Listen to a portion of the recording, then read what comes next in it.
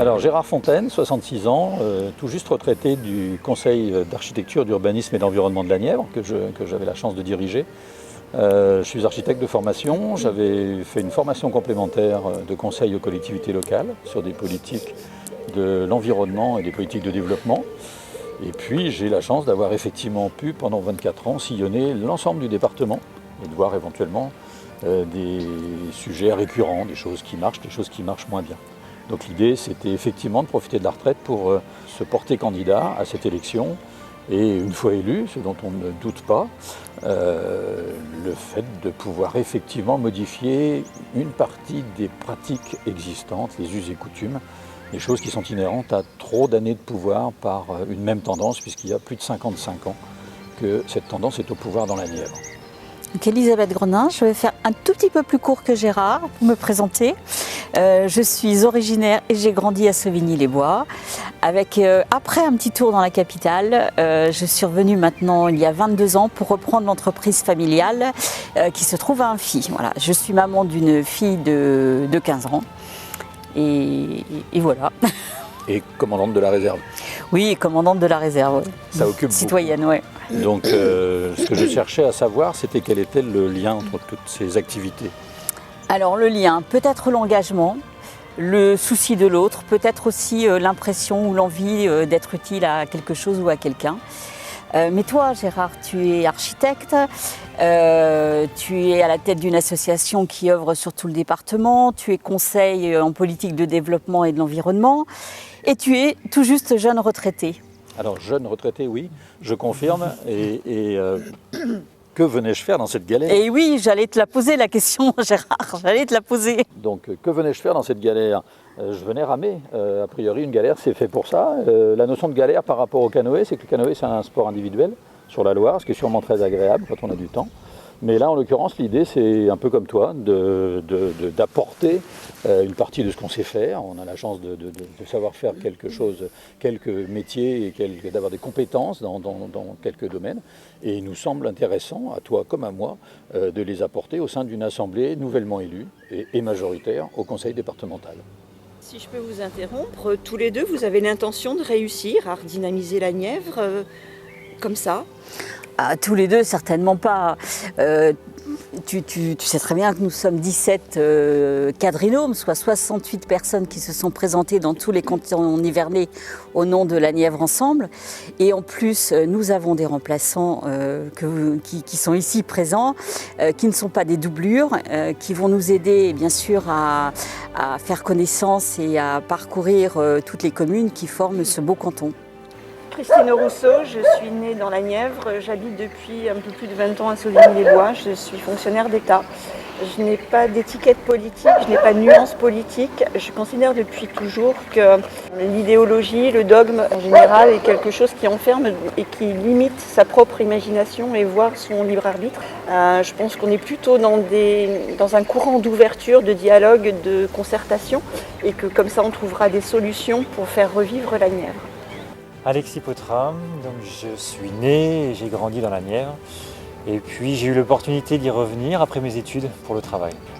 Donc pourquoi pas, mais à condition de faire bouger les choses, s'impliquer pour que le département ressemble plus à ce que les habitants ont envie de voir. Donc je suis salarié de l'industrie et ma femme a créé son entreprise agricole ici. Et nous avons participé au conseil municipal de notre commune entre 2014 et 2020. Après tant d'années passées à la tête du département, la majorité actuelle s'essouffle. Il y a des habitudes, des facilités qui ont été prises. Et puis il y a eu cette opportunité, cette fois une démarche intéressante qui a été initiée par la sénatrice Nadia Sollogoub. Cette démarche vise à réunir une majorité, des candidats sans étiquette, élus ou pas, qui sont déjà dans la politique ou qui n'y sont pas, mais des gens qui ont des professions très disparates. Donc ça va du vétérinaire à l'assistant notaire, en passant par la fonctionnaire d'État et l'agriculteur. Donc en fait c'est une liste très à l'après-vert, voilà, mais une liste qui est motivée par des idées, des convictions et puis une folle envie de proposer autre chose que la bienveillance qui favorise l'électorat. Donc suivez mon regard effectivement avec cette façon de fonctionner, ce dogmatisme assez systématique qui agace, qui finit par agacer, y compris des élus de l'équipe sortante. On a vu les propos de Guy Urkabi sur ses anciens amis, c'est assez significatif. Donc on a l'ambition plutôt de profiter de la fraîcheur peut-être de certains élus, ce qui serait notre cas, puisque nous n'avons pas de mandat, et de profiter de cette nouveauté pour prendre les problèmes d'une façon différente sur l'ensemble du canton. Et comment est-ce que nous allons arriver à faire tout ceci? En un claquement de doigts peut-être? Non, mais non, ce sera en partageant nos expériences. On n'est pas des politiciens, on est des personnes actives qui habitons le canton. Donc on est riche de cette expérience-là. Pour ma part, c'est les études, la fin des études, rechercher un premier boulot, s'installer dans la Nièvre, installer sa famille, la création d'entreprises. Il y a aussi bien sûr le sport, il y a la culture, la musique.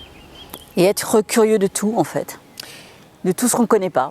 Oui, en regardant comment ça fonctionne, comment les choses se font, qui fait quoi, et puis essayer de comprendre pourquoi on n'a pas le résultat escompté.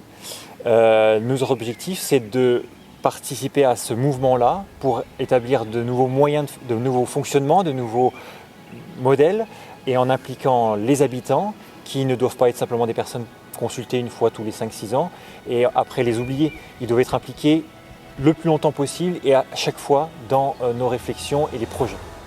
Quitte à faire des groupes de réflexion peut-être avec les habitants sur certaines thématiques. C'est-à-dire qu'effectivement, on aborde, je crois, dans les propos de campagne, la façon de loger les personnes âgées.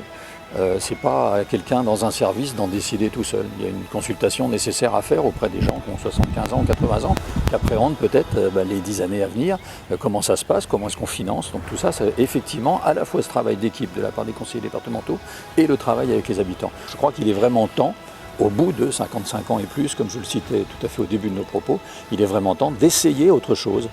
Ça marche pas si mal que ça, là où ça a été fait, à une autre échelle, effectivement, à l'échelle de la commune de Nevers, par exemple, pour ce qui est de la Nièvre, mais ça fonctionne effectivement quand les gens ont décidé de travailler ensemble. C'est quand même quelque chose de très important. Bon, pour résumer, Gérard, Oui. il faut changer le logiciel, il Oui. faut travailler sérieusement, mais sans se prendre au sérieux, au service des Nivernais, et en les associant toujours plus. Tout à fait. Ça vous va? Le plus possible. Très bien. Notre seule partie, c'est la Nièvre.